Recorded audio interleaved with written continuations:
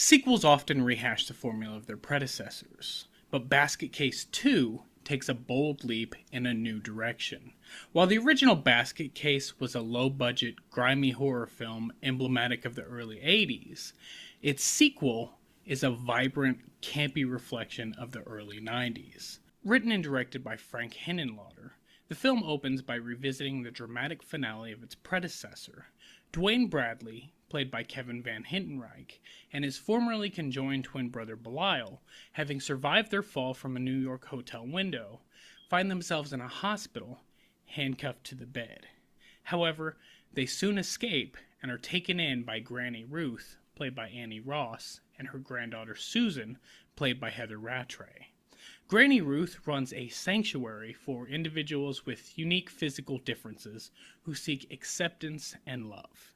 This shift from the gritty urban landscape of the original film to a compassionate community for society's outcasts marks a significant tonal departure from the original film.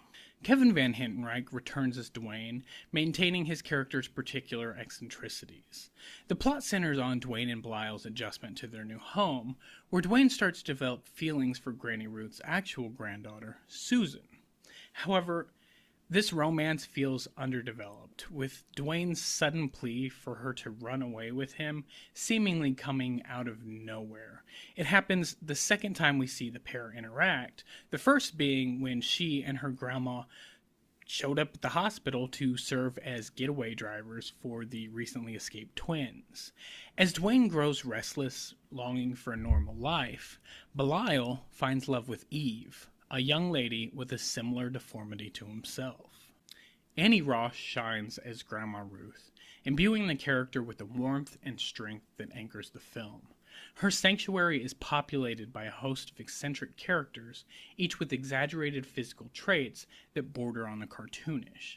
Their exaggerated appearances preventing any real-world comparisons or mockery, and allowing the film to maintain a sense of surreal fantasy.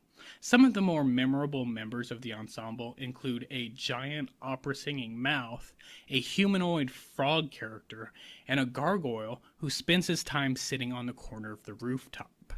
The film embraces its B-movie roots, balancing horror and comedy with a Troma-esque flair.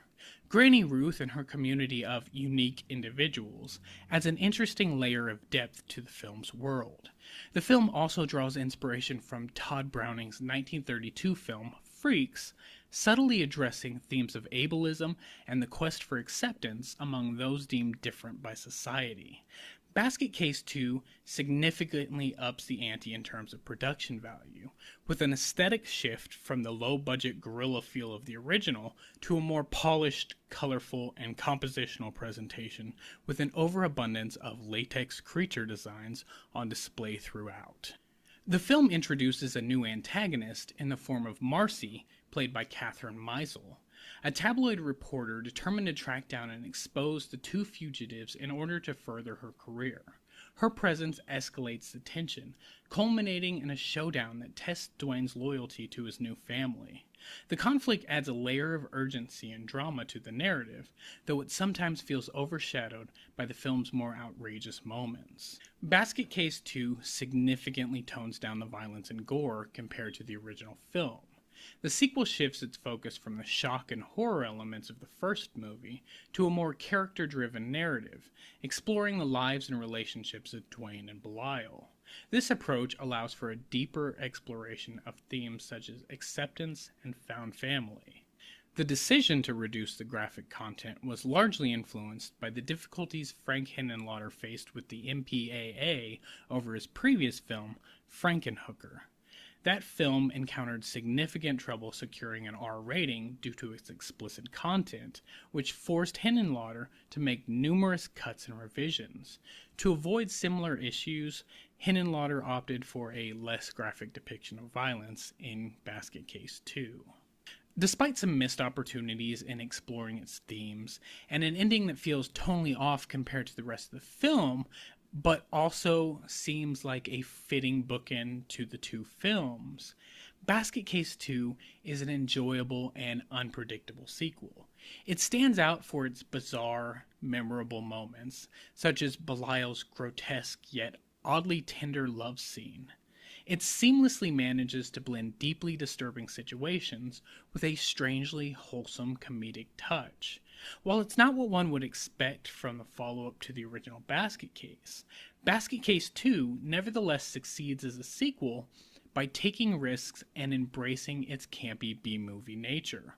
Although the film's not as widely beloved by fans as the original, it nevertheless transforms a horror story into a unique, weirdly endearing experience, cementing its place as a cult classic in its own right.